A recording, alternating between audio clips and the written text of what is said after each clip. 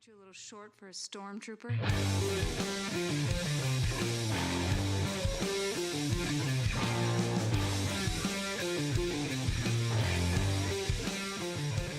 What's up, nerds? Welcome to another episode of the Multiverse Report. We are recapping the week's nerdy news from Bespin to the Gotham below and everywhere in between. My name is Mike Gibson. With me, as always, is Steve Haller. What's up, Steve? A lot of excitement out of a project I thought was dead in the water. Yeah, same. Yeah, same. That's about what's up. I just did a Instagram live video right before we started this, talking to a couple people on there, mentioning that I feel like it's been a while since we've had any Star Wars news. Yeah. And I would say our lead story tonight is a Star Wars story. Literally more ways about than a one. Star Wars story. About a Star Wars story. So yeah, we're gonna be talking about that. We got some Marvel, Sony, Spider-Man adjacent universe drama, which always sends us off on a tangent. We got some other Marvel stuff, some comics news, some comics reviews we're doing tonight. But of course, starting everything off with a little bit of business. This podcast is sponsored currently by Funky Town Comics and Vinyl in the village of Camillus. Not in the village of Camillus, but in the town of Camillus, I should say. So check them out. They have a special, if you are in the Camillus, Syracuse area, special event going on tomorrow night at the Solvay Public Library called a Library Comic-Con. Going to have some professional comic artists there giving away some comics to kids, letting kids buy some comics, and a Mario Kart tournament, I believe, is happening. Basically it's a mini Comic-Con for kids, specified and aimed at kids. So if you, like Steve and I, have children that are into comics or might be into comics, bring them down to Solvay Public Library tomorrow night to see the Funky Town Comics Library Comic-Con. Yeah, it's great. That's they're doing cool. that. They're tying it into the Solvay Public Library has a reading promotion thing going on for the summer. I think West Cheney does here, and I'd assume most of your local libraries probably have something similar for increasing uptake in reading and desire. And it's a nice, unique take on getting people interested in it. I know my son has latched on to any sort of graphic form, and the Teenage Mutant Ninja Turtles Saturday Morning Adventures and the Batman and Scooby-Doo mysteries are definite fan favorites around this house. Yeah. Other ones that I could recommend to you or anyone listening that has a kid that you're looking for age appropriate comics. There's a series called Star Wars Jedi Academy, which is very good. We're currently reading book 3 that we got from a local library.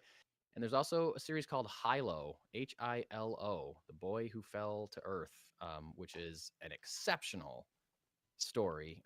There are, I think, 8 or 9 volumes of it already. We're in book 5, I think, right now. By Judd Winnick is the professional comic creator. He's worked for Marvel and DC. Also, this is his solo kind of thing. I just can't recommend it highly enough. It's great. Hilo, check it out. Super cool. Very age appropriate for, my son is 6 and he loves every second of it. I think we started reading it probably when he was 5, but loving it. Awesome. Also, quick business for the people that are listening in the Syracuse area. I am, speaking of Comic-Cons, going to be part of a mini-con that is happening before a Star Wars and Star Trek themed burlesque show happening August 12th at the Palace Theater. You can get tickets for that on Eventbrite. If you look up Trek Wars is the name of the event, hosted by the Cinesisters, burlesque producers. So check out the Cinesisters for ticket links. Follow them on Instagram for ticket links. Or just look it up on Eventbrite. August 12th, the Palace Theater, Syracuse, New York. Trek Wars, Star Trek, Star Wars themed burlesque show. There'll be a mini Comic-Con convention happening for 2 hours before the event starts and also during intermission. I will be there selling my book right next to our own Funky Town Comics, which will also be there selling toys and comics. And there's a fly on my microphone, just landed there. Oh, that's impressive. And I'm wondering if I should try to kill it. Probably not, because that would cause a bunch of... Yeah, that'd cause a lot of editing for me, so I don't think you should do that. Yeah, I'm just gonna blow it away. Hey, so it's gone. Hopefully it won't come back. All right. So anyway, all that business out of the way. Thank you for I joining us just here on the I just Multiverse realized Report. that What's that? I just realized I said that it caused me a lot of editing when I don't actually edit this. What you see No, you is don't what you edit get with anything. us. No, Yeah. that's I don't think we've ever had. Have we ever had to edit anything out of it? I maybe once or twice, but nothing major. Nothing major. Yeah. There was that whole time when there was an alarm going off on my phone, and it Oh, that turned was out to be on through. like a different phone. I don't know. That took up a lot of time. We didn't edit that out. If we're not No, going to edit that no, out, then that actually turned. I had multiple people contact us saying that was some of the best content we've ever produced. So oh, I don't know great. where the bar is set.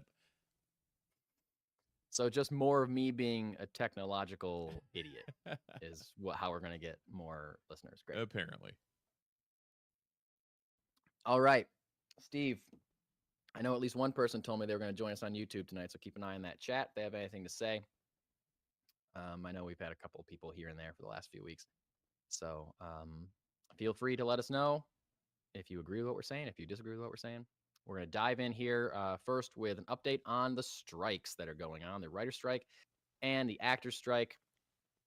A lot of updates this week. A lot of stuff going on with these strikes. It was announced that the show General Hospital is going to be hiring quote unquote temporary writers, or as the rest of the world knows them, scabs, that will be writing episodes of General Hospital while the actual writers are gone. Scabs, we've been saying it for the last few weeks, talking about the strike. Scabs is the term for people who are crossing the picket line. Defying union requests. These are people that are not in the union and likely will never be accepted into the union if they take jobs like this. So that's Right. up to them.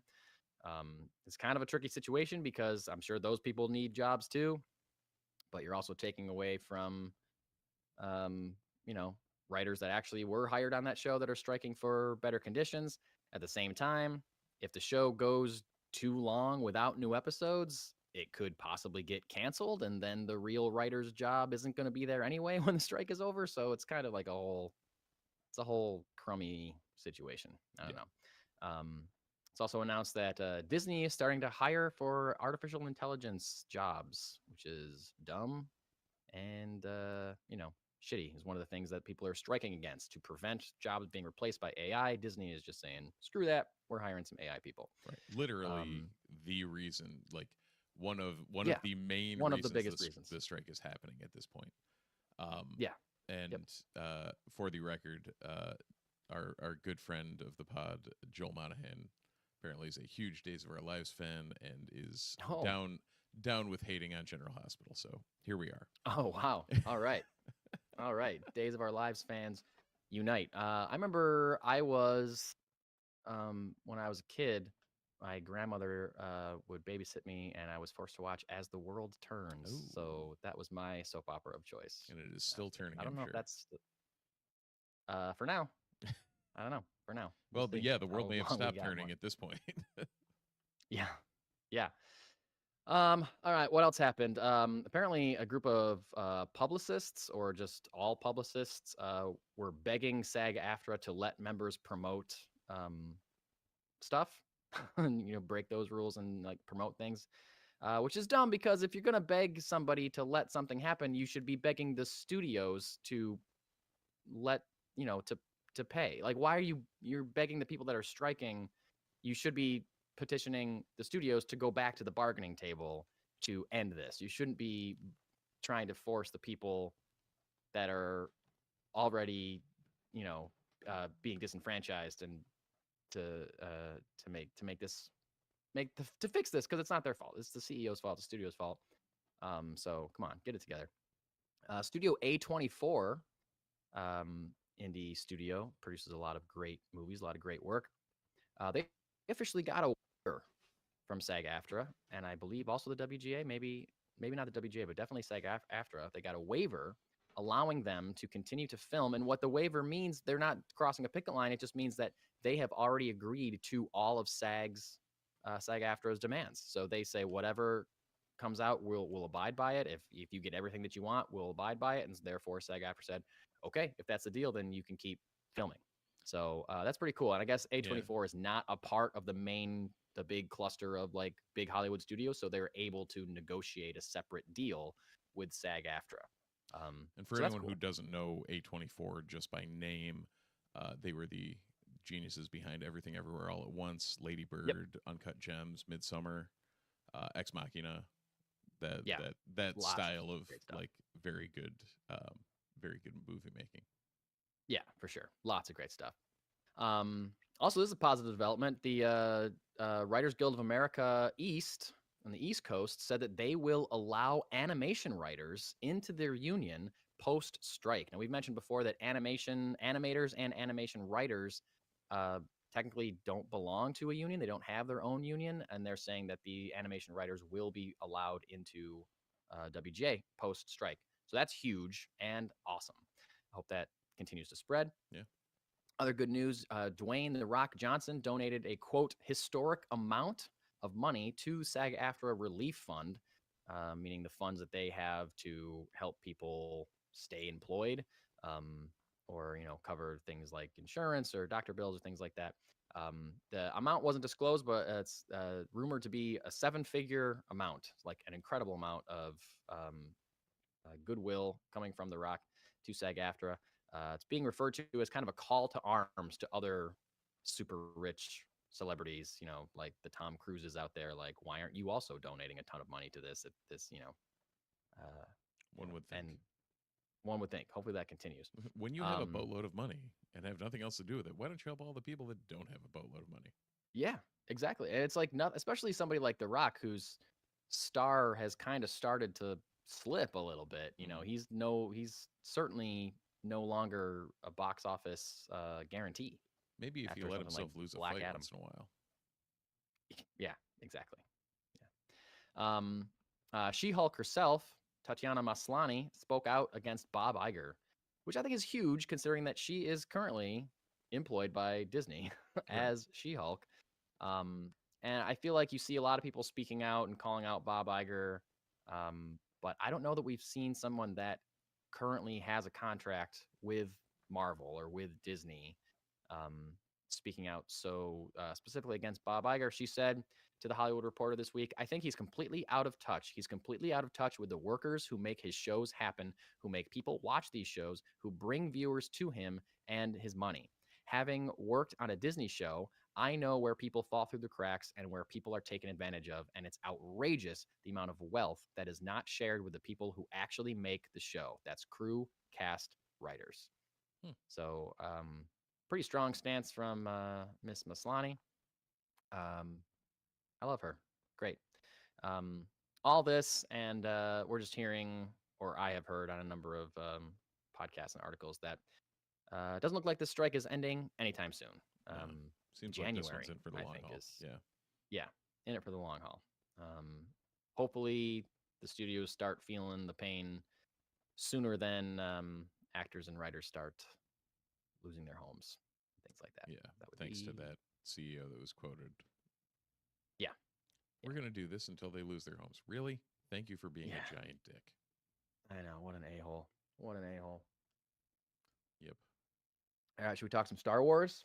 Well, before that, I want to talk about people that aren't a-holes. And that would be Ben Grimm. Ben Grimm, not an a-hole. Yes.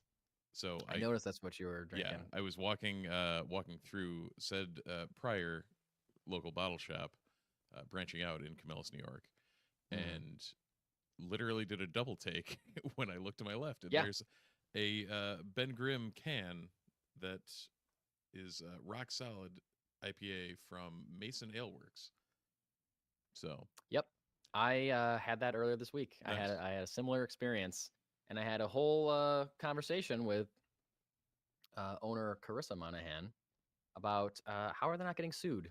They're like putting a straight up picture of the thing that is owned by Marvel / Disney on their beer can and selling it. How are they not getting sued? I don't know. It's kind of the same. I'd assume it's the same thing as what like the old Empire Brewery did with Empire Strikes Back, where they just kept doing it until they got a C&D, and then they're like, all right, we'll stop.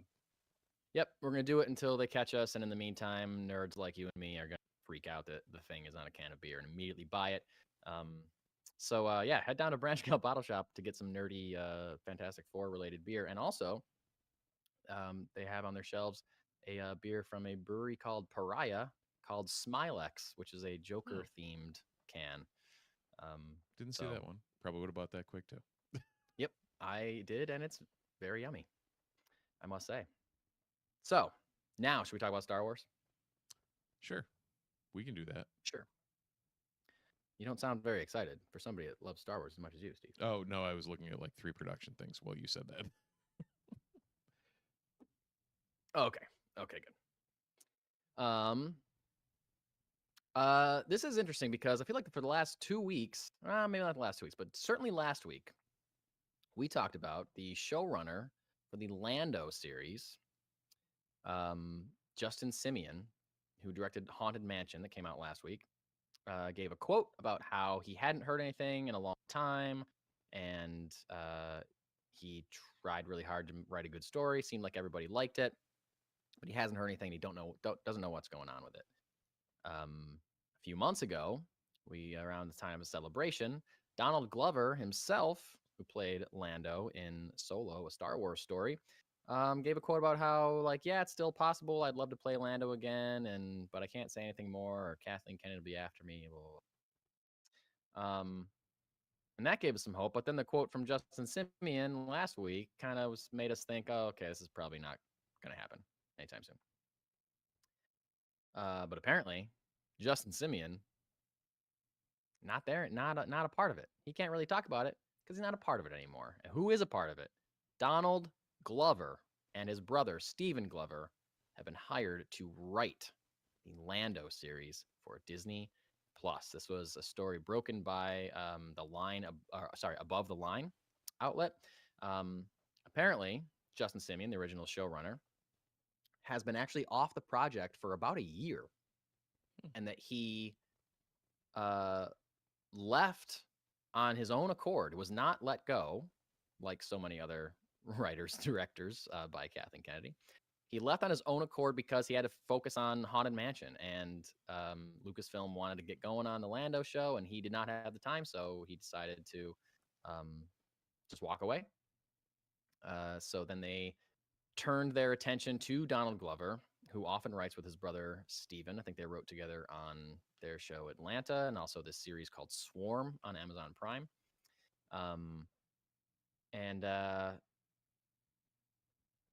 So like any quotes that we've heard from Justin Simeon lately, I think is just him kind of like playing the Hollywood game, saying like, oh, I haven't really heard anything, can't really talk about it, because they hadn't announced anything. They didn't want to announce that he wasn't a part of it anymore, or it would have seemed like it was dead. They wanted to wait until this story broke, probably, to make that official. So the Glover brothers have been attached for months. This deal was made before the strike. They're not going to be crossing any picket lines. They're not going to actually start writing this show. Maybe they did if they got hired before the strike, but they're not working on it now. But that's probably why Donald Glover felt okay to talk about it around the time of Celebration, because I think he already knew that he was going to be involved in it in some way. And I feel like this all but confirms that he's going to be returning as Lando Calrissian. Like, why would you take the job to write the show of the character that you once played in a feature film and then not actually want to play them in the show? Seems like a big jump. So I'm fairly sure this means he's going to be back. He's just writing it. It's fine. He's just completely. I'm gonna pen it. Make sure he's got the right feel. But no, I'm gone. I just can't do that again. Exactly. Yeah, that would be wild. And I'm not as familiar with his brother's stuff, but apparently Stephen Glover has been nominated for Emmys for his work on the show Atlanta, as I mentioned earlier. And also, I guess he wrote for Saturday Night Live for a long time, and he also wrote the House Party reboot that recently came out. So Atlanta was. I saw at least the first 2 seasons of Atlanta, and that was great. It's been on my watch list for a long time, and it's still something that I want to go back and see. So this might actually be enough of a push for me to finally pull the trigger and watch it.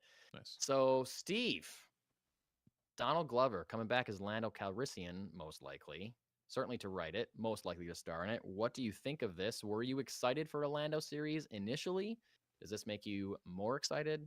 How do you feel about this? I mean, this is Donald Glover in Yeah, the role that he embodied. That yeah. like he channeled the perfect Billy D. Williams to play, and still made it his own. And why would I not be excited about this? This is great. I agree. I agree. I think I've heard the opposite opinion, but I feel that most people, whether or not they liked Solo or not, enjoyed Donald Glover as Lando Calrissian. There's certainly a standout performance. He really seemed like he was having a blast doing it, um, and really pretty incredible casting. So yes, I can't wait to see what this is. It's going to be interesting to see what it is. Is it more smuggling stuff? Is it just is random adventures? Like when is it going to take place? What's going to be happening? My other big question is you and I have talked for a long time, and I've heard other people say this too. That we're not alone in thinking this, but we have thought that the perfect setup for this show, we even said it last week, the perfect setup for the show would be to get Billy D. Williams as older Lando Calrissian, either telling a story or dictating, writing a book or something, as we've seen him doing in Solo. And then that's the intro and the outro of every episode or the season Yeah. or something, and then you flash back to younger Lando doing the thing that Billy D. Williams is more or less narrating Yeah, if this is during the if this is show. the I think that Princess would be Leia bride, perfect. that'd be perfect. Yeah. Do you think it's possible that we get Billy D. Williams in this show? I wouldn't see it out of the realm of possibility. I know Billy D, much like James Earl Jones, is not a spring chicken at this point. True. So, do you get a couple voice credits here and there? Do you actually get him in a couple of scenes here and there? I don't know, but I mean, he was. I can't remember how old he is off the top of my head, but Yeah. even He's up going there. into episode 9 when he had those kind of cameos, he's 86 right now. So Yeah. you're already kind of stretching where he's Yeah. gonna be. Like, hopefully, But that's that'd why be awesome. that's why I think it would work really well if you could just have him like sitting around a fire dictating into like a hollow pad or something, like here's my story about the time I did blah blah blah blah blah, and then it flashes back. So like, he can just be doing the bumpers of each episode, and Donald Glover can be doing the heavy lifting. Um, and he wouldn't have to do much if that was the setup. Um, but is that too obvious of a route to take for somebody like Donald Glover, who usually kind of goes above and beyond Yeah. with his own stuff? So Um, who knows? Would be great to see they Billy do D in there. they do have a good bit of potential to tap from in the old Legends canon. Yeah, Seeing there was an entire trilogy of books written about Lando Calrissian's adventures. So maybe they interesting. dive into that. I don't know if Yeah, I I would be amazed if Donald Glover has read the books from the hey, early '80s, regaling Lando Calrissian's travails before he ended up I don't know. with Han Solo and when he still Who owned the knows? Falcon and that sort of thing. But yeah, Who knows what kind of research he did for the role of Lando when he got it the first time? yeah, He might have read those books. it could be. Um, He seems like the kind of guy that might do that.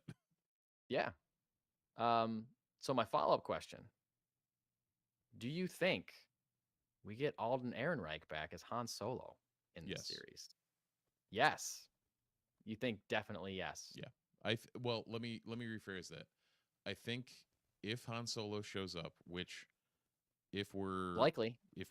doing something about Lando, whether it's pre or post what we saw in Solo, pre we find out how Han has ties to Lando. Post Right. we find out what happened after he lost the Falcon. Yeah. In between Yeah. then and A New Hope. So then in Return or Empire Strikes Back. Jesus. Sorry, brain is fried at 10 o'clock on a Sunday. So Yeah. That's okay. That's okay. Yeah, I would love that. Like I'm on many times saying that I love Solo and I would like a sequel to that movie, whether it be an actual movie or a series. Mhm. I don't know, but this seems like really the perfect series to do that. If we're getting any kind of reappearance of Alden Ehrenreich as Han Solo, this is the most likely time that we're going to see him for sure. For sure. Um, yeah, I don't know. Lando. I think there's a lot of possibility you could do. I think something tells me that I feel like it wouldn't be so like tightly tied into other like uh events and things like Yeah. that. Like I think he's going to do his best to make it its own thing that isn't affected by other stories being told. So I think it'll probably be within that nebulous time between Solo and Empire. Besides a run-in or two with the Ghost crew, we don't really know much about what Lando was up to. So, Mm-hmm. because God, we that like, sorry, you mentioned the Ghost Crew, and I was thinking about Ahsoka again. yeah. Hey, and there's a possibility that we could see those characters in this show. I guess Yeah, hypothetically. establish that they know Lando. You know, you never know. I mean, Ezra called Um, himself Lando on numerous occasions, so yeah, yeah.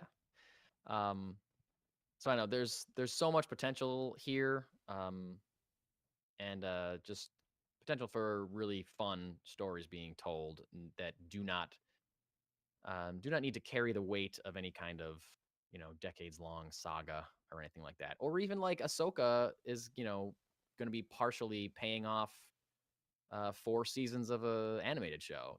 Like yeah. it doesn't have to do that either. It doesn't have to. My guess is this will be one season. Hopefully, it'll be great.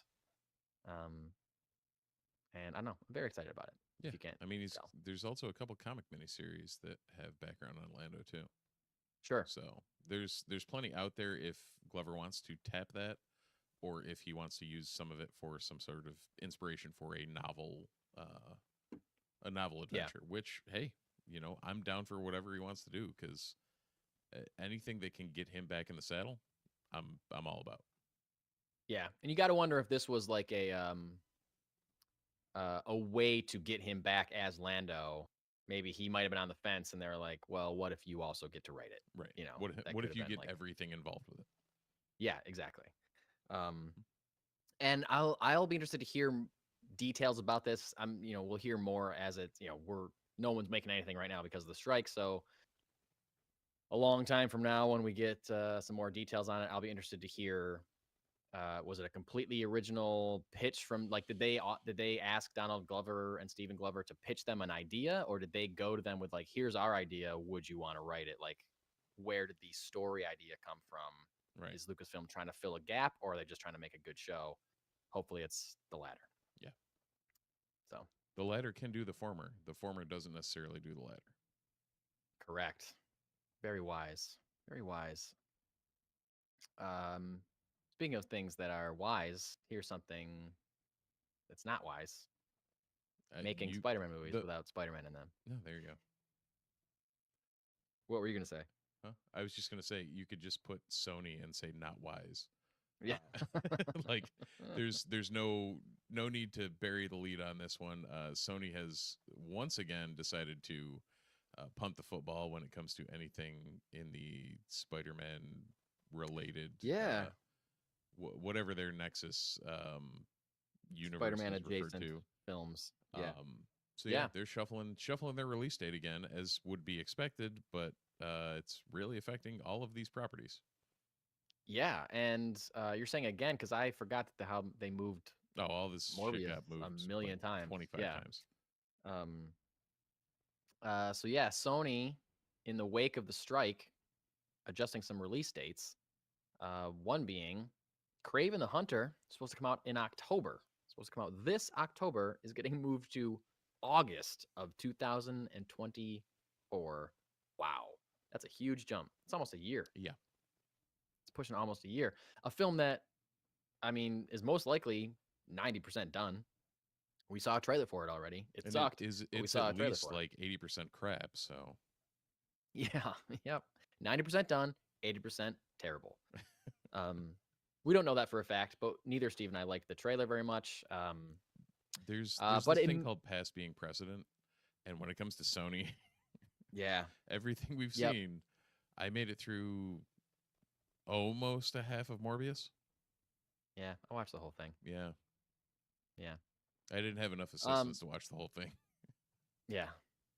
Uh, it makes sense that they want to move it.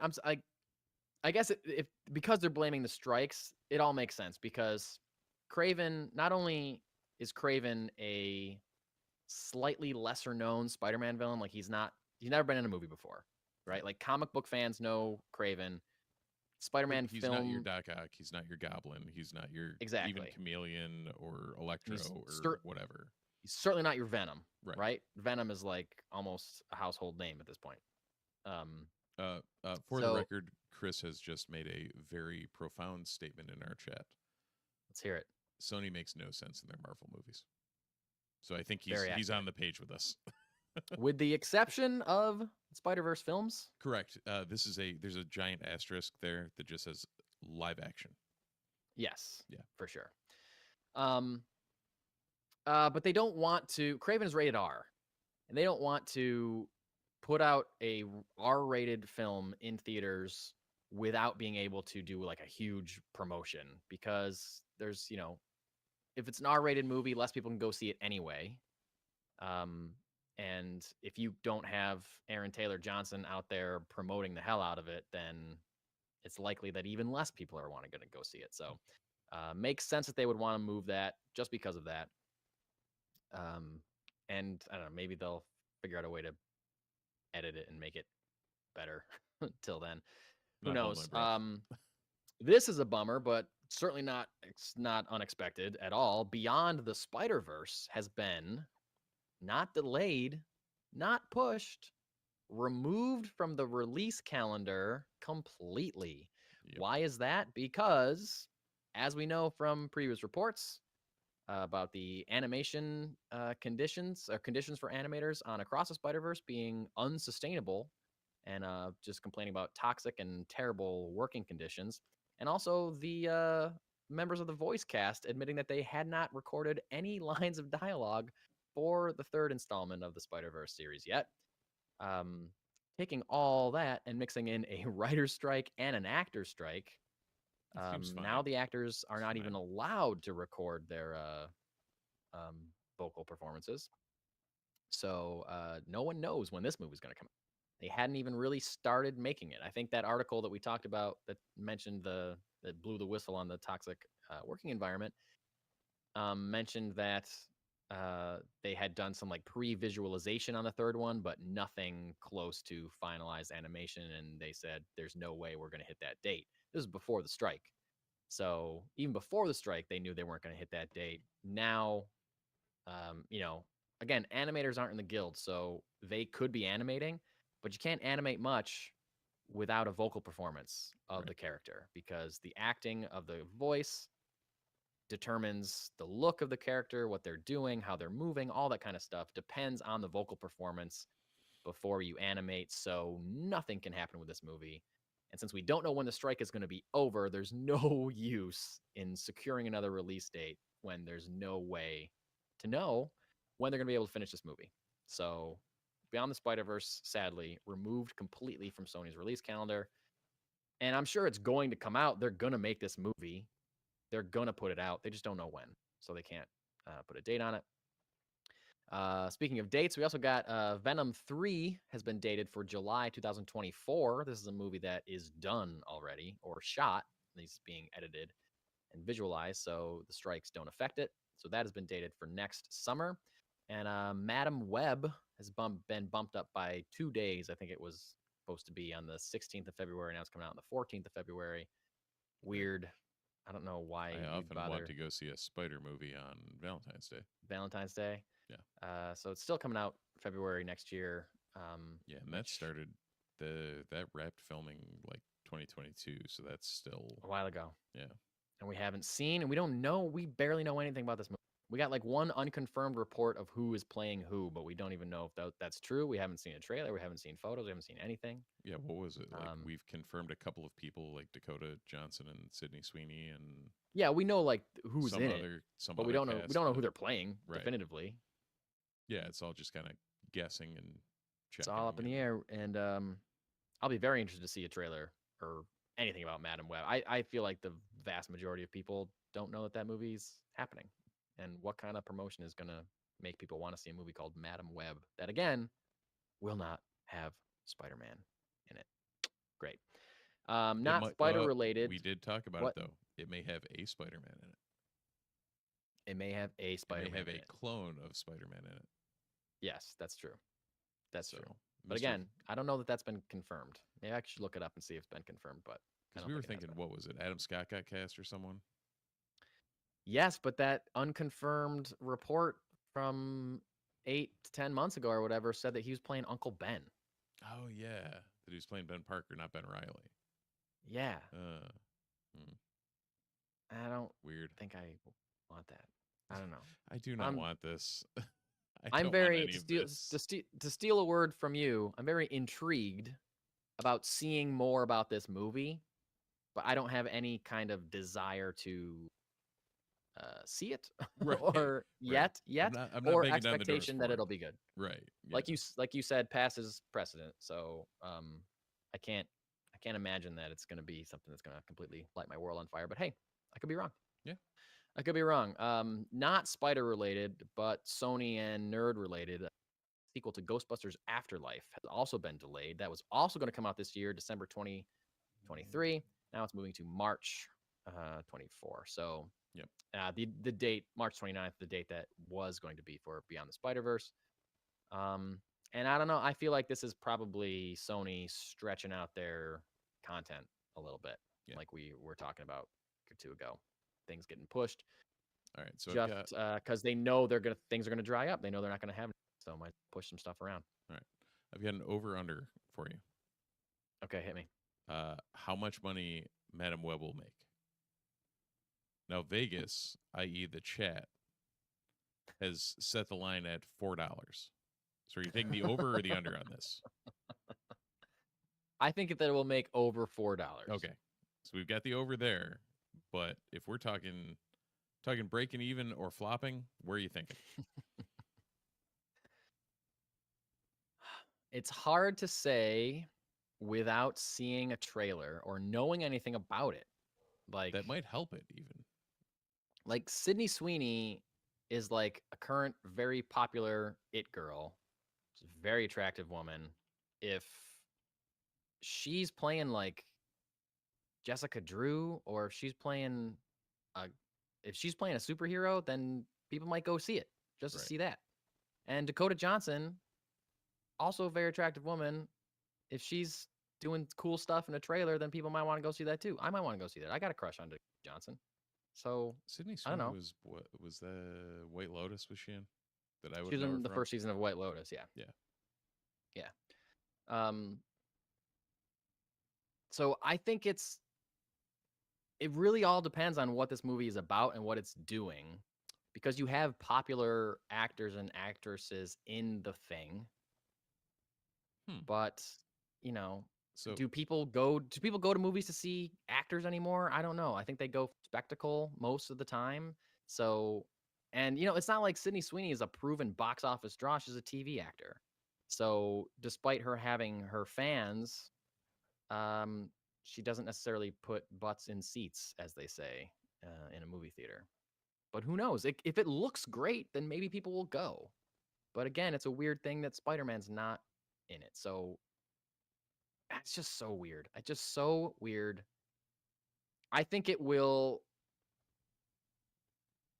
You know what? I'm gonna land positive. I think it'll do all right. I don't think it's gonna make $1 billion. I think it'll do okay. But I don't think it will flop necessarily. Okay. Yeah, I'm gonna go. I'm gonna say it's a risky bet, but I'm saying that it's gonna be such a weird outlier of a thing that people will want to check it out. So right now, the only two confirmed cast, as far as the roles they are playing, are Dakota Johnson as Cassandra Webb, the aforementioned, right? Okay. And Sydney Sweeney as Julia Carpenter, who is an alternate Spider-Woman. Is Julia Carpenter the Spider-Woman in the black and white suit? Yes. Okay, I'm going. I love that character. She's my favorite version of Spider-Girl or Spider-Woman, I think. And they never use her anymore, I don't think. No, it's pretty much been Jessica Drew for the last Yeah, time. I like Jessica Drew too, but something about it's almost like a Venom costume, Yeah, but very much I don't know. I just love it. black suit vibes. I love it. I think the So last I'm time- gonna say that it'll be it's also a female. Like if it looks good at all, I think it'll make money if it looks good because people will want to go see a Spider-Woman movie. right. Maybe. But again, it could be batshit crazy and horrible. I don't know. I don't know. I don't know. I think it'll do all right. I think it'll do all right. From Brian in the But chat, she is now the current Madam Web. yes, I believe I remember reading that after researching the film when they first announced it, or the character of Madam Web, because I was not familiar with her at all. That's going to be weird. It's going to be weird. But we'll see. And I normally like weird, but this may be beyond weird. I don't know. Yeah. It's all going to be, this is one of those movies I think that's all going to be about the trailer. It's all got to come down to the first teaser and trailer and the hype train. But also, like, it's not like you can put Sydney Sweeney on The Tonight Show to promote it.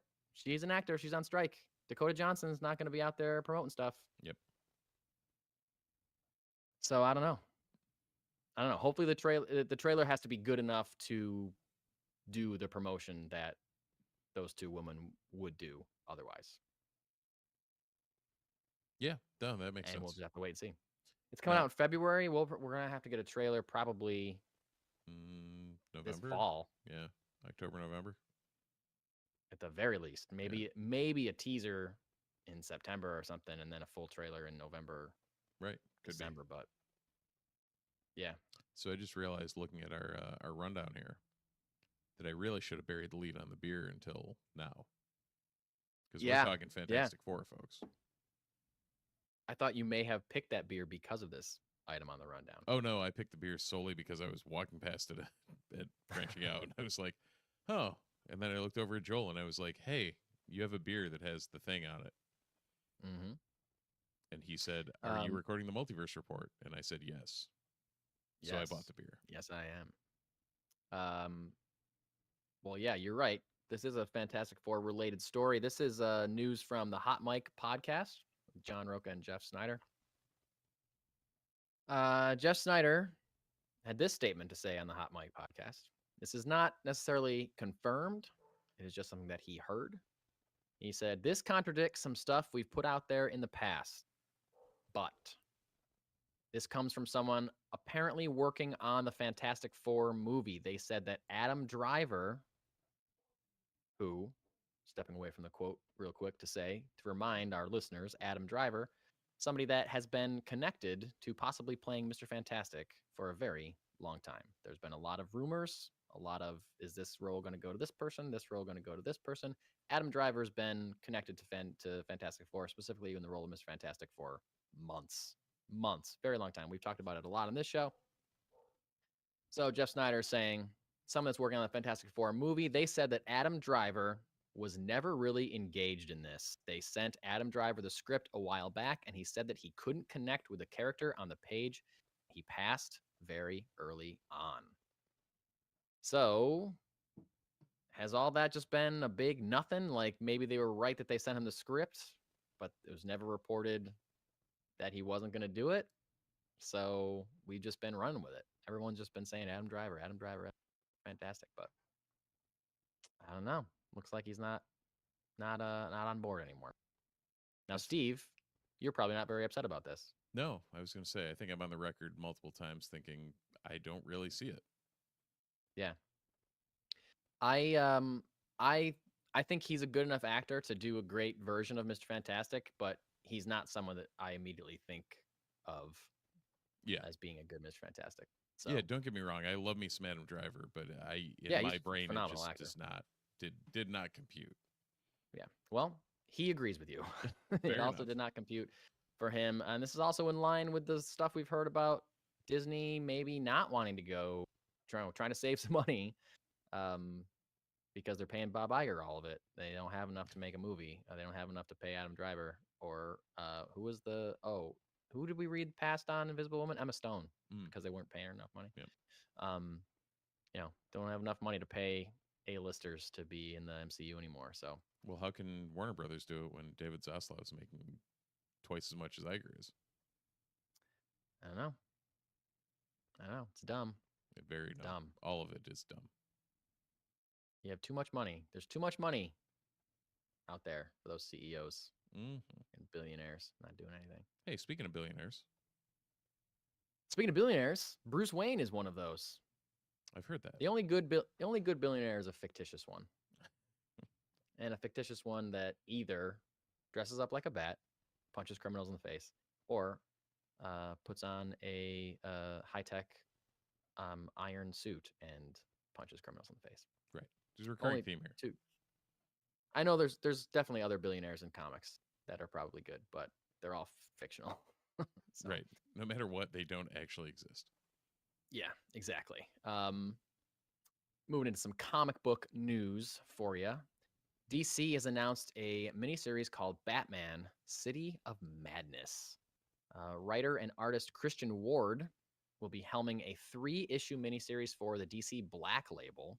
And this is cool because I follow Christian Ward on social media, and months ago, he posted this super cool drawing, a piece of art that he did, and he titled it Batman City of Madness, wrote it right on there like it was like he looks like the cover of a Right. comic book. Like, And why it's wouldn't Batman. you know this is a thing?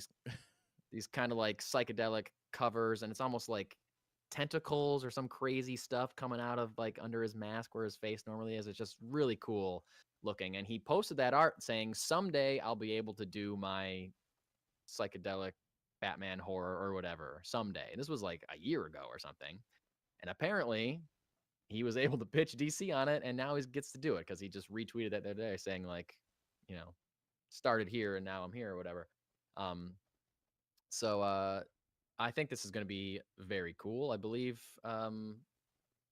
No, sorry, I'm not thinking of the right thing. I think he might have been the artist on Ram V's Aquaman Black Label miniseries, which was Might have great. Andromeda. Could be wrong on that, but I think Christian Ward was the artist on that. So it's going to be like real trippy, cool stuff. The synopsis for the series is: buried deep beneath Gotham City, there exists another Gotham. This Gotham below is a living nightmare populated by twisted mirrors of our Gotham's denizens, fueled by the fear and hatred flowing down from above. For decades, the doorway between the cities has been sealed and heavily guarded by the Court of Owls. But now the door swings wide, and the twisted version of the Dark Knight has escaped to trap and train a Robin of his own. Batman must form an uneasy alliance with the court and its deadly allies to stop him and to hold back the wave of twisted supervillains, nightmarish versions of his own nemesis, each one worse than the last, that's spilling into his streets. Sounds pretty cool. Yeah. It's a I love A 3-issue Court of mini. Owls. What's that? I said it's a 3-issue mini, so it's a nice, easy, digestible. Yeah, well, Yep. as easy and digestible as the rest of this description can give you, but Yeah. you know, it's something that's contained that you don't need, pre and post for. It's not like a full blown ongoing. So Yep. that And it's Black description- Label, so it's Yeah. going to be very adult, and Yep. it may be in the big prestige format that they do sometimes, which I think is really cool. Swamp Thing Green Hell's hardcover just came out.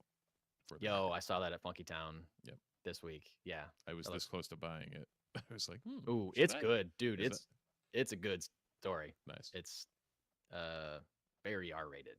It was Nice. great. It's really cool. I'll probably pick this up because all the artwork teases look really cool. He's posted not only that original Batman drawing, but also his versions of the Court of Owls and also Two-Face. Two-Face looks wild and super cool.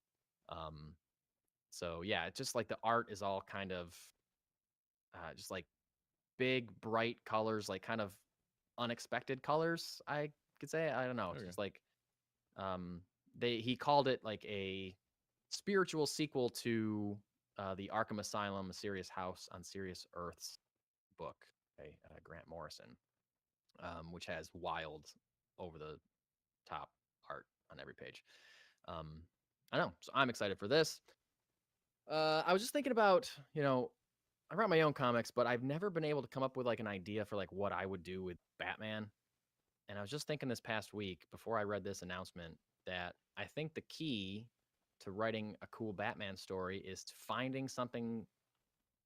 exploiting something that finding something that Batman himself doesn't already know, which is hard Yeah. to do because he's been around for 85 years and he's the world's greatest detective. So it's like, in reality, it's hard because he's been around for so long, and in the books, it's hard because he's supposed to be so smart and know everything about his city.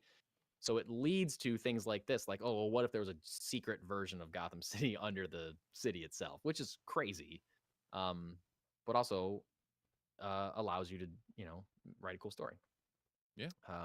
So sometimes can go out of control, or introducing too many people from his past that he just for some reason has never mentioned before, or things like that. But I think that's the key to a Batman story, is to have something happen that he's not prepared for, which is hard to find something that feels right, or to lock into something that he doesn't know already about his city or about people that he works with, which is, again, hard to make seem right. But I don't know, this seems like it could be cool.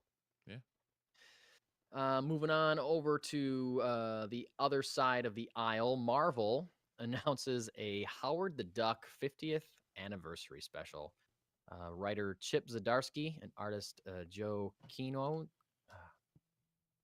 you know how to say this guy's last name? Huh? Quinones? Quinones? What's that? Quinones? Quinones? Way better than I was ever gonna attempt. If you're playing the multiverse drinking game, that's a finish your drink, I think. Me mispronouncing a name. No, that can't be, because No, then you would be drunk so fast. Can't do that. But that's definitely an item on the Multiverse Report drinking game, is me mispronouncing somebody's name. Anyway, they are reuniting after working together on a short Howard the Duck series in 2015. The write-up goes, meet Howard. He's a hard-boiled PI with problems by the duckload, but a cosmic, all-seeing friend known as the Peeper is giving him a chance to see what his life could be, the joys he could have, all the ways his life could suck way less than it does now. And that is a synopsis for Howard the Duck's 50th anniversary. Steve, you ever read Howard the Duck? I have not. I still remember watching Me either. multiple movies, some of which were significantly worse than others. I have seen the Howard the Duck movie, not in quite a long time. And of course, he shows up in the Guardians films as a cameo. I'm surprised, thinking about it now.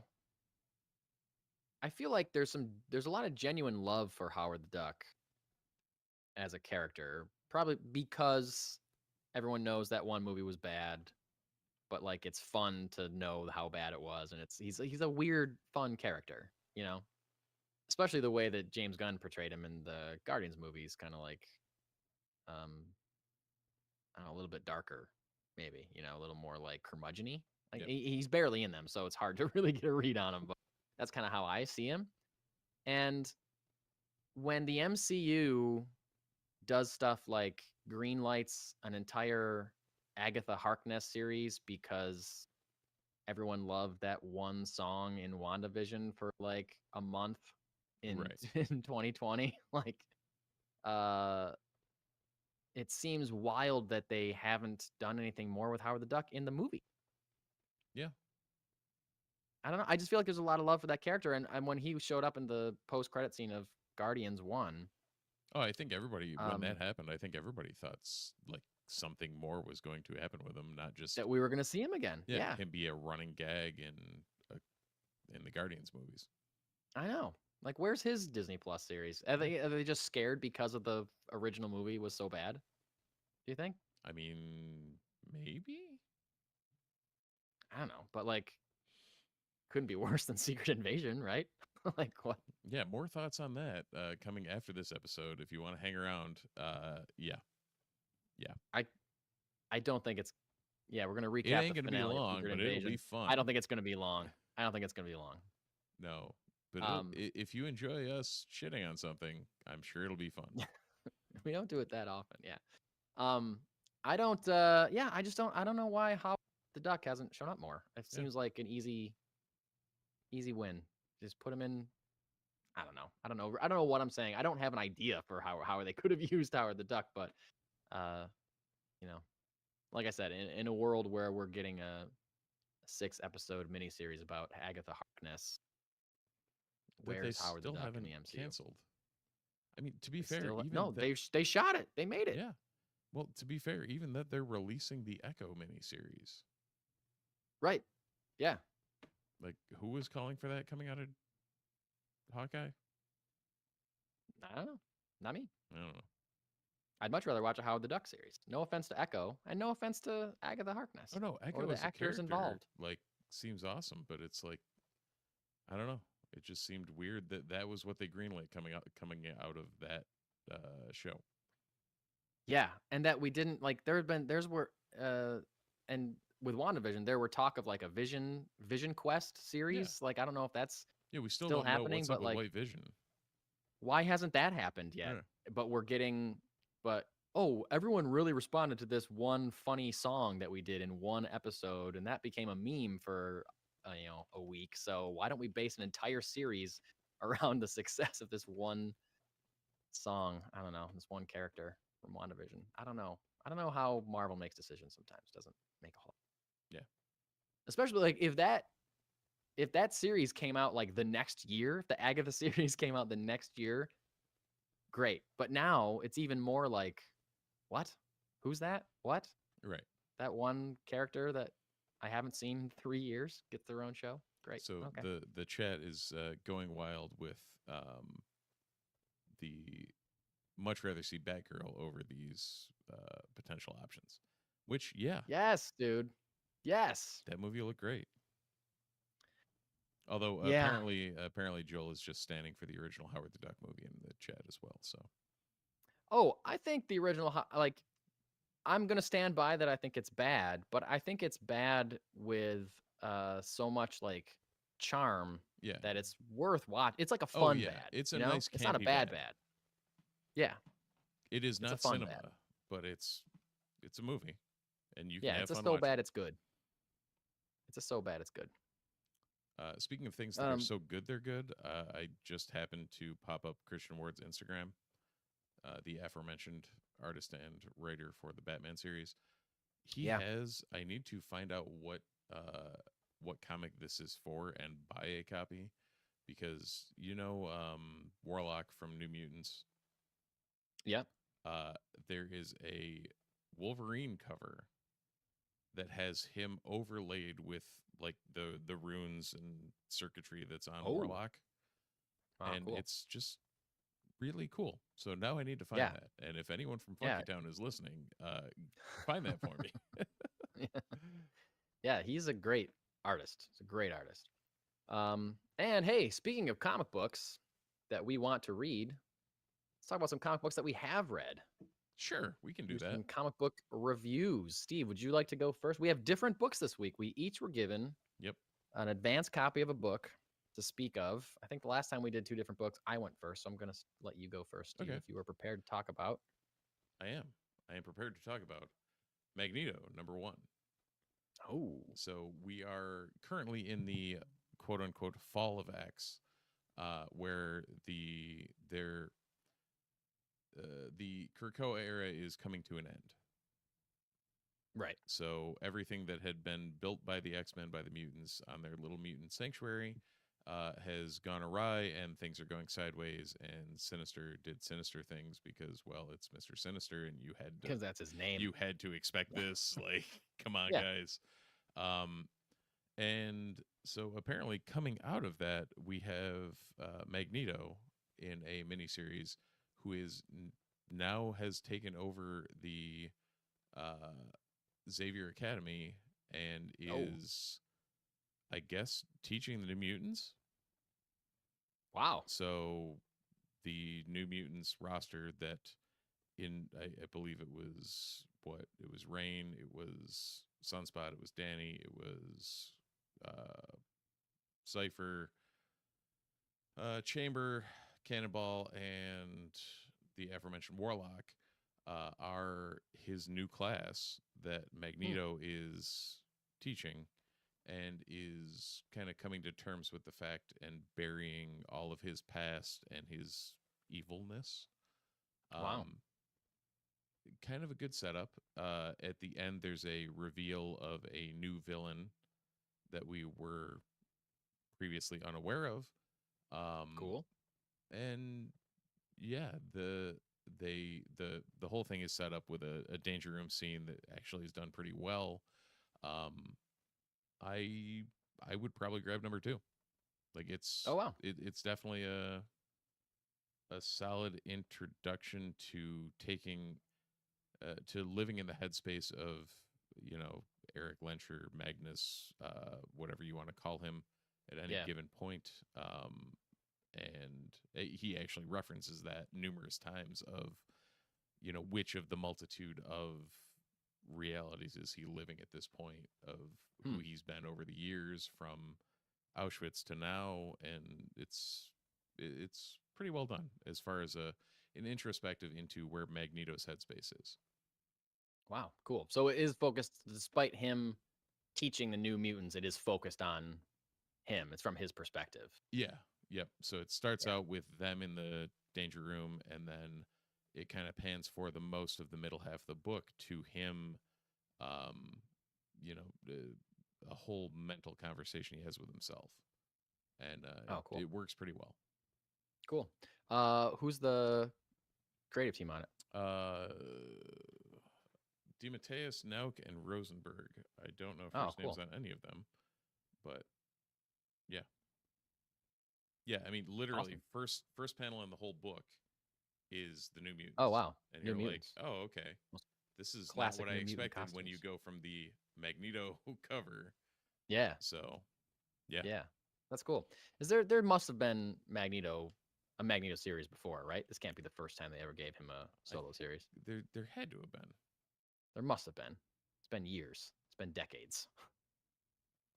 At least a mini. I'm sure he's gotten a mini. Is this an ongoing or is it a mini series? Do you know? Looks like it is, I think, a mini. I don't know how many issues, but Yeah. I guess it makes sense if they're like wrapping up a whole era of X-Men that they'd probably do a couple minis to like not have to do everything in the main yep. line book, you know. So cool. Yeah, J.M. So thumbs up. DeMatteis and Todd Nauk. Nice. So thumbs up from you on Magneto #1. Yep, 1 of 4. So there we One go. of 4. Oh, okay, cool. I read and am about to review a DC book, part of the DC Night Terrors event that is currently ongoing. This is Night Terrors Poison Ivy, Book 2. Poison Ivy #1 came out a couple of weeks ago. And this is Book 2. And I realized while reading this, you know, if there's anybody listening that isn't as super as into comics as Steve and I, you may not know, like maybe once a year, both Marvel and DC do some like giant overarching event throughout all their titles that they always say like will change the shape of the Marvel universe or the DC universe will never be the same. They're promising all these long-lasting changes and stuff, but then inevitably they do another one. Spoiler alert. It always ends up the same. Yeah, or they do a giant thing just to like make one small change. Like I don't remember, was it the second Civil War or Secret Wars, where the only thing they really wanted was to get Miles Morales into the main continuity, and like that was it. It's the only change when it was over. Yeah, like that made me think of. So I also read, and I guess I'll talk about it now. The Hellfire Gala. Oh, cool. And the first thing that happens is, remember how we made that big deal about Kamala Khan being dead? Yes. Yeah, she's revived. Of course. Yeah, within an episode, Didn't take or very within long. an issue. So there you go. Dumb. Crazy. Anyway, I don't usually follow too many of those big events because, like Steve said, nothing ever really changes. There's a lot of promises made. You know, there was one last year where the Justice League died. Guess what? They're alive again. Go figure. But the cool thing about Night Terrors is it's different than that. Night Terrors is not. Did you just do a double take at the I hadn't art of seen this that book? cover before. That's awesome. Yeah.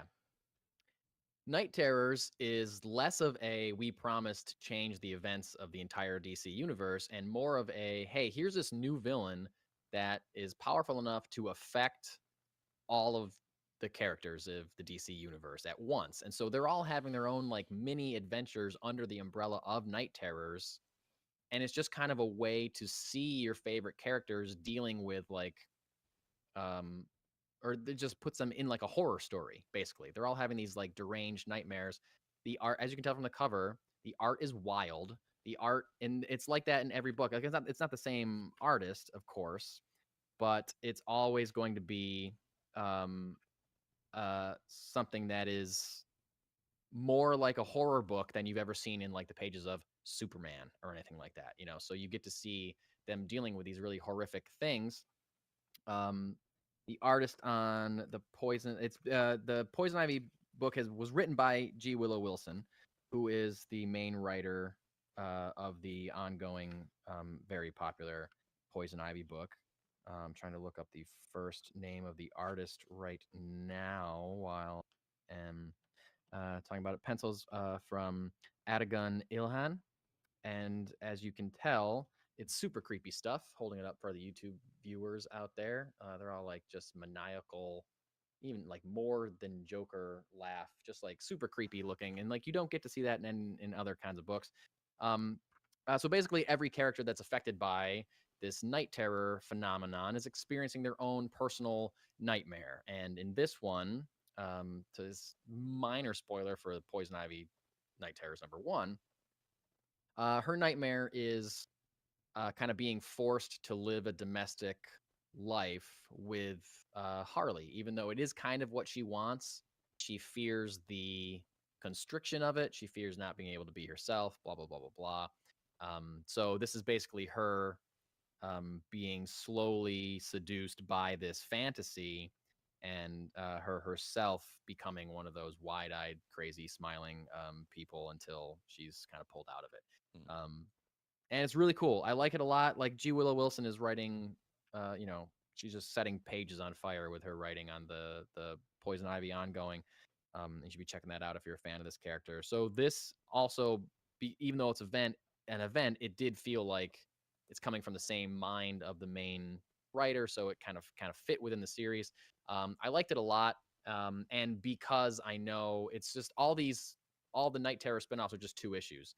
So it's like a quick mini story. That's a good place to jump on to a character if you want to read something about Poison Ivy or something about Superman. Or I read the issue 1 of the Night Terror Zatanna one, who's like a lesser character, and that issue was crazy good. So I recommend that if you want to pick that up. The Night Terror Zatanna, and I would recommend the Poison Ivy one. Poison Ivy is a hot character right now in all realms of the DC universe. So if you're into that character at all, I would say pick up Night Terrors 1 and 2 from DC Comics. Yeah, And and that along those lines, concludes my review. if you want to follow up with the Poison Ivy character, the trade for the current run that G. Will Wilson is on just dropped for the first half of the run. Yep, first 6 issues and a beautiful hardcover. Yep. Available at Funky Town Comics, as will both Poison Ivy Night Terrors #2 and Magneto #1 will also be available at Funky Town Comics this Wednesday on the shelf. What other comics are coming out this week? We got Adventures of Superman John Kent #6, Amazing Spider-Man Annual 2023, Astonishing Ice Man #1, Iceman getting his own run. Written That's by super cool. Syracuse, and Camillus native Steve Orlando. Steve Orlando, that's right. Shout out to Steve Orlando. We got the Black Cloak #6, Buffy the Last Vampire Slayer #1, Conan the Barbarian #1, new #1. Bringing him back. Conan. Death of the Venomverse #1. I did not know that there was a Venomverse, but now I guess I'm sorry that it's dying. Doctor Or are Strange you happy #6. it's dying? I don't know. I guess I feel nothing about it. Feel indifferent about the death or the life of the Venomverse. Okay, fair. Fantastic Four #10, Fire and Ice #1, much anticipated series of these 2 beloved DC characters. Gargoyles number Oh, 8. that wasn't Junk Rabbit. that wasn't a George R. R. Martin. No, it's not a Game of George R. R. Thrones, Martin thing. Game of Thrones spinoff. No, no. Uh, what? Do you think that guy actually writes stuff? Come on, Steve. Well, he can't He doesn't now. write stuff. That's true. Now he can't. Wait, he could go back to the books though, right? He could go back to the books. Maybe this helps out the books. Maybe this Prime helps time my for George R. R. Martin to finish those damn books already. Jeez. Yeah. It's only Take been advantage of what, this, like George. 17 years now. It's wild. It's wild. Yeah. Anyway. Like I mentioned, the Night Terrors books coming out this week, including the Poison Ivy, but also the second Night Terrors Batman book, the second Black Adam Night Terrors book, the second Joker Night Terrors book, in which I believe that he just has a completely normal life and works in an office, and that's his nightmare. Funny. And the second Ravager Night Terrors book, the aforementioned Magneto number 1. Hold on. Who is Ravager? Ravager is the daughter of Deathstroke, Slade Oh. Wilson. Yep. Okay. I knew he had a daughter. I did not know she had a name. Yep. Okay. That is her name. There you go. What is her actual name? Blanking on her human name. G. goes by Willow Ravager. Wilson? No.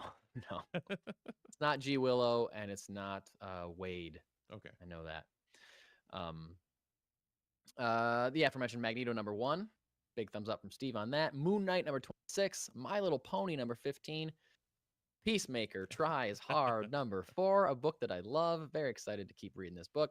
Scarlet Witch number 7. Also being penned by Syracuse native Steve Orlando. Spawn number 344. Star Trek Defiant number 6. Star Wars Dark Droids number 1.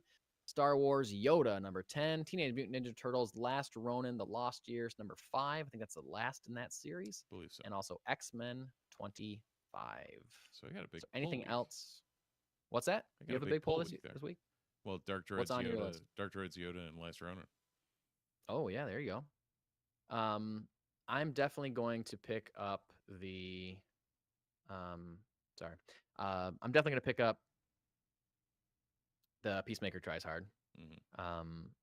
And other than that, I'm not sure. I might check out the Buffy the Last Vampire Slayer book.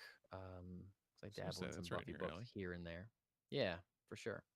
And I haven't been reading all the Night Terror stuff, but I have read some of them, and I like a lot. Like I said, the Zatanna book was fire. I can't wait for the second Zatanna book. And she's a great character too. I wish that I think she should get her own series, like a la the Poison Ivy book. I think that would be really great to shine a spotlight on another cool female character like absolutely. her. So yeah, I don't know if there's much else on my list other than that Peacemaker book, but Anything else you who read or knows? hit this week, or that I what? read or hit up this week? If there was, I don't remember. I don't know. I bought a couple Batman back issues from when I was a kid. Oh, nice.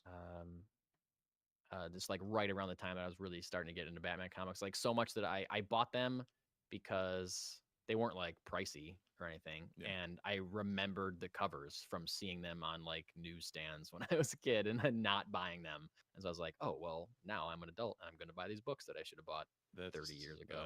That Spider-Man 374 right there. Yeah. There's no real, like, I think it's like the second appearance of Carnage or something. But there you go. had it as a kid, and Nice. I think back in the day, Jeff had it on the shop downtown on the wall, and I was like, I remember that cover, like, brightly. Yeah. Yep. And I was like, for $10, I am buying that book. Yep. I'm going to plug this little hole of nostalgia in my heart. I'm buying that book that I didn't buy. So now no, I'm still working my way on through a wall with the Amazing Shakes #1 in 2 variant That's covers. That's right.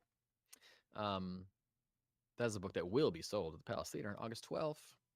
2 variant covers available. I'm still working my way through the Stanley Steve Ditko collection that I have on the Spider-Man stuff. Oh, nice. So that's kind of the only thing that I'm still really working on. right now. I gotta get back into reading. I feel like I fell off it again. So It's like an ongoing thing. I ended up with Hellfire Gala solely because I saw this cover Oh, nice. of if you put X-Men 97 or 92 on anything, Yeah. I am 100% all over it. I did also grab the Ultimate Fallout or Ultimate Invasion 2 because Oh, yeah. Hickman's doing Hickman things, and Hickman things are always Right. fun. So what the hell? Why not? I figured I'd give it a read. Yeah, there you go. I read the first one Yeah, that has a crazy again cover grabbing you. Like it's amazing how much cover art actually will just grab you in a comic shop. Yeah, for sure. But they had a Miles Morales, the John Tyler Christopher Negative Space for Oh, cool. for Secret Invasion or Ultimate Invasion #1.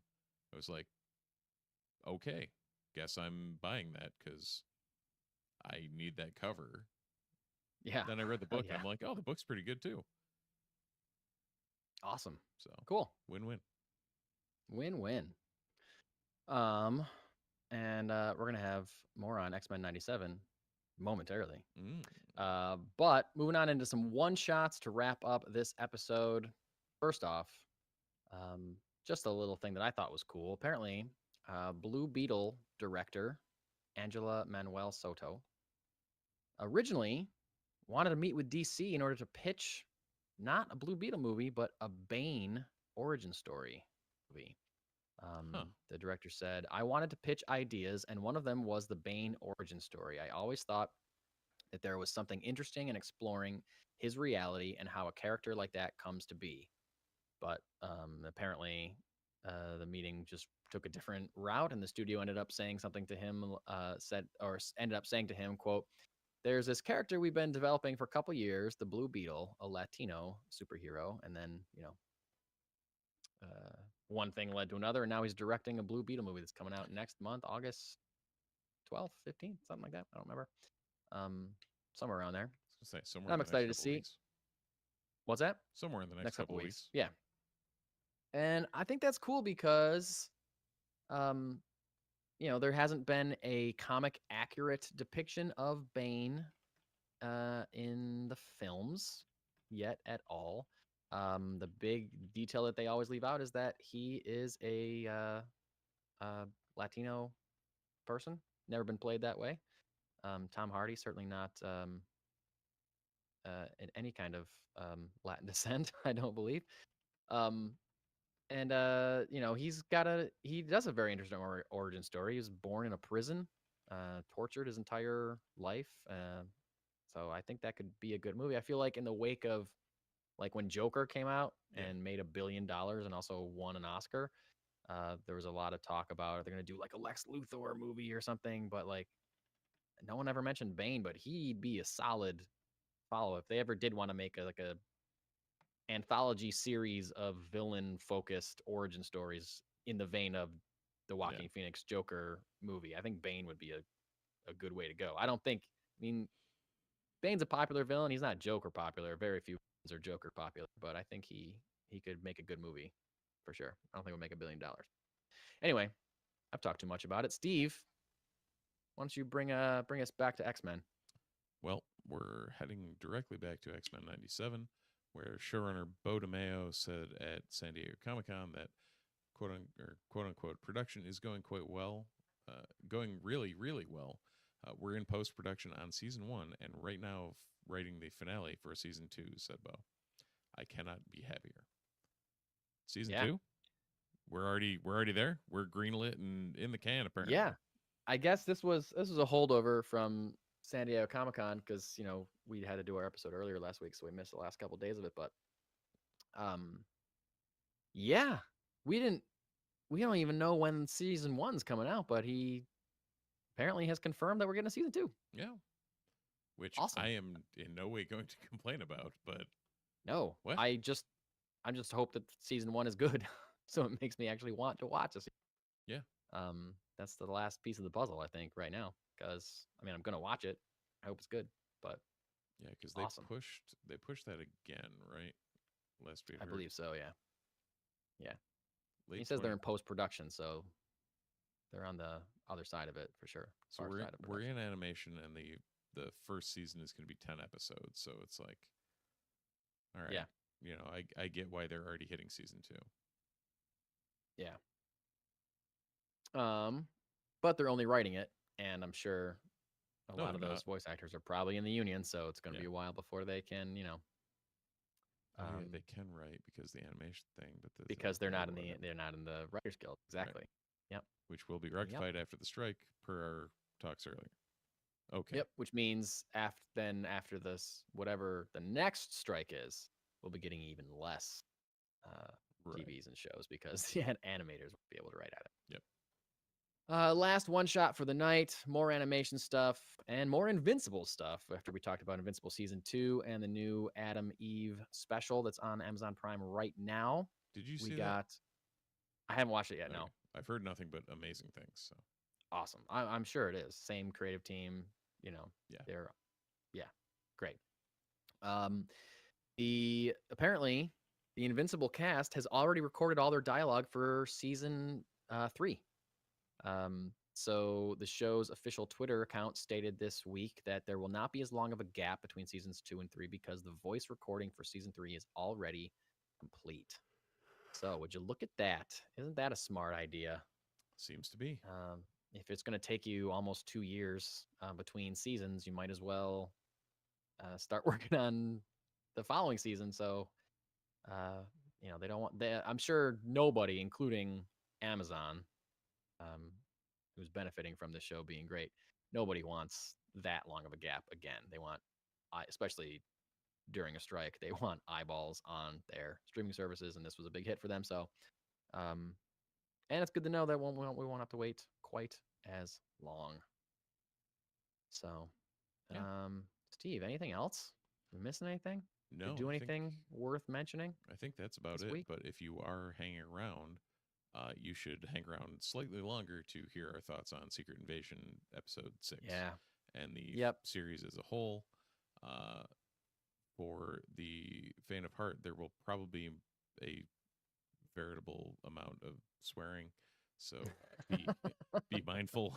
The next episode will not be child friendly. This one wasn't either. No, but No. feel free to like and subscribe if you're enjoying what we're doing. Leave us a comment on Apple Podcasts. Give us a 5-star review. Please. Subscribe.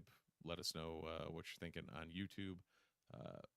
Big thank you to all of the folks in the chat at present and have been watching us. And yes, thank you so much. If you'd like That's really to cool. reach out, feel free to check out the Multiverse Report on all of your socials outside of whatever the hell they're calling Twitter these days, which is Multiverse RPT. We may or may not check that. We'll figure it out. But themultiverseport.com, themultiverseport@gmail.com. Yep. Doing a lot of posting on Facebook and Instagram lately. So those are your best bets for social follows. And so stick around for Secret Invasion talk. Otherwise, thanks for watching. Thanks for listening. And we'll see you in the multiverse.